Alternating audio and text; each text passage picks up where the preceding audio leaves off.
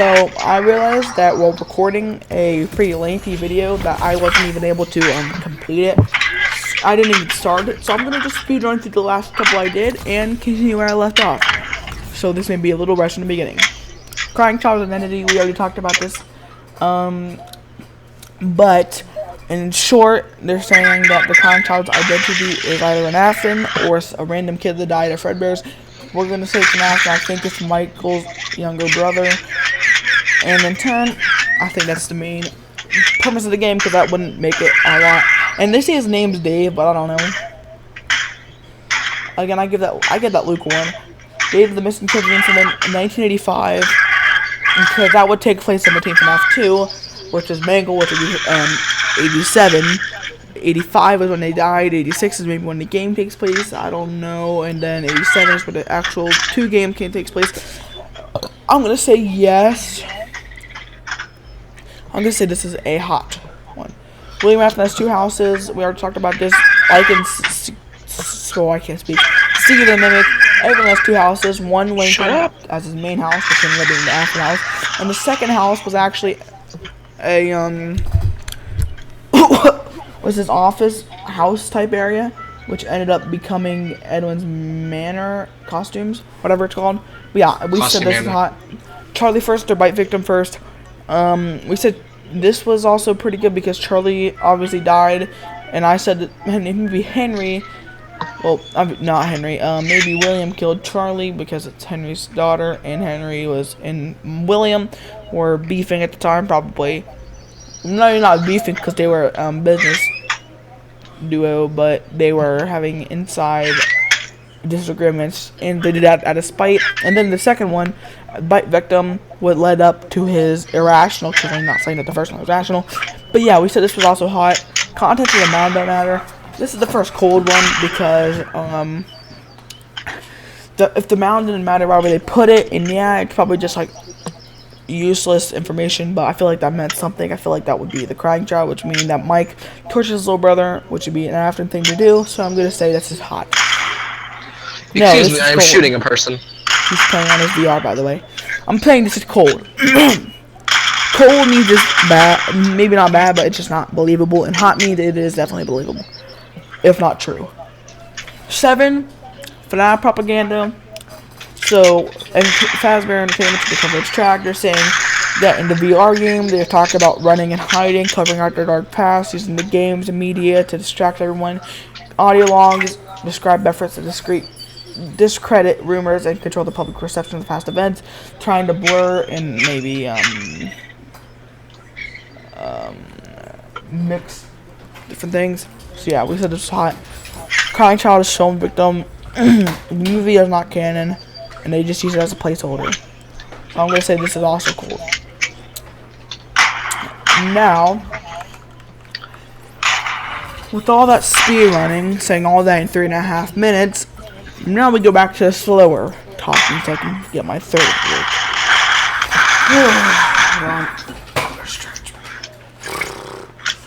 Next one is Fazbear's Pizza Place. No, Freddy Fazbear's Pizza Place is Fredbear's Family Diner. Talk about building on top of a graveyard. So they're saying that they used Freddy Fazbear's Pizza Place in FNAF 6 because it used to be Fredbear's, which would argue the size, but I don't know. What you think about this? I'm sorry, what? Did you hear anything I said? No. Okay, in short, they're saying that the FNAF 6 location is Fredbear's. I don't know about that. I said it could happen because both buildings are shorter than the other. Like small, not shorter, but I'm saying they're smaller than every other building. I'm gonna say this is warm. It's not lukewarm. It's just a little hot. It's not hot at all though. Like it's a little bit not hot. What do you think? I just think it's Well, just like partially, maybe not. How you described it was perfect. Oh, okay. How you described it was good. Yeah. Next up, the nightmare animatronics represent common childhood fears. They're not so scary in the daylight. The nightmare animatronics of FNAF 4 don't just seem like exaggerated versions of the originals. In fact, theory suggests that they're designed to reflect universal childhood fears. Not all horror games are scary. FNAF is terrifying. From Fear of the Dark, what would Fear of the Dark be? Fear of the dark. Oh, what? wouldn't that be Nightmare? Oh yeah. The paranoia about closet monsters. Okay, that makes sense. These creatures embody deep-seated anxieties. Their distorted, grotesque appearances, sharp teeth, glowing eyes, and uncanny movements tap into the primal fears children experience while left home at night. The game's mechanics include doors for listening to noises, reinforce their psychological terror, making it clear that these nightmares are manifestations of real-world fears, than literal threats. I mean, I get what they mean. It may represent them, but I still think it was actually there. Yeah, me too. So I'm gonna say this is hot, but minus the part where they say that the animatronics aren't actually there. I still think that there's endos with like sound discs, like you said a long time ago. But anyways, FNAF 4 I will shut this magazine. Don't smoke. Would pardon me. Die, you goddamn zombie. He is playing one of three things. I think he's playing Bone Lab. He's either playing that, Blades and Sorcerers, or what are you playing? Bone Lab. That's what I thought. FNAF 1 took place in 1994.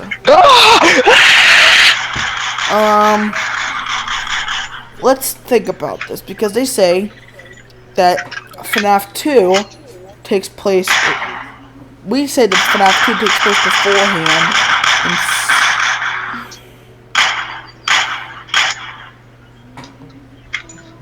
Oh my god! I'm gonna... FNAF 2 and Sister Location come before FNAF 1. That's what we said. Yeah.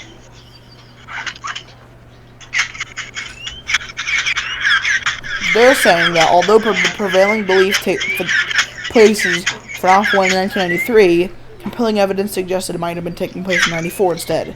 Paychecks in the game reference 93, but a deeper analysis of franchise timelines, along with hints from FNAF 2 and Sister Location, implies a slightly later date. Inventory records, corporate chart changes, and Fazbear Entertainment's restructuring all point to the idea that the events of the first game occurred in the aftermath of significant company shifts in the mid-90s. I think, as long as they mean that FNAF 2 and Sister Location take place before this, which would make it like put in the maybe 80s or early 90s, I'm gonna say this is true, as long as what I said is right. So I'm gonna say this is a good solid. I'm gonna say this is a good God, solid. it is a gore parade. Oh, that's lovely. So much blood! Are you winning, son? Anyways, I'm gonna say this is another warm but not hot. Next up, Mike Schmidt is Michael Afton. This is pretty self-explanatory. The two names are simply just a fake name, and they are just too close together, to be honest.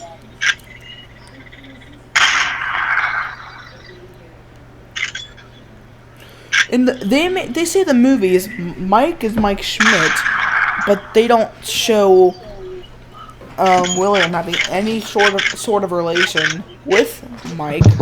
Instead, saying that Vanessa. All right, I'm back to the real world. Jeez. All right. Well, now you can fully analyze what you're talking about. I left, by the way. That was weird. Turn the lobby. I did not like the digital world. I did not like it. I loved it.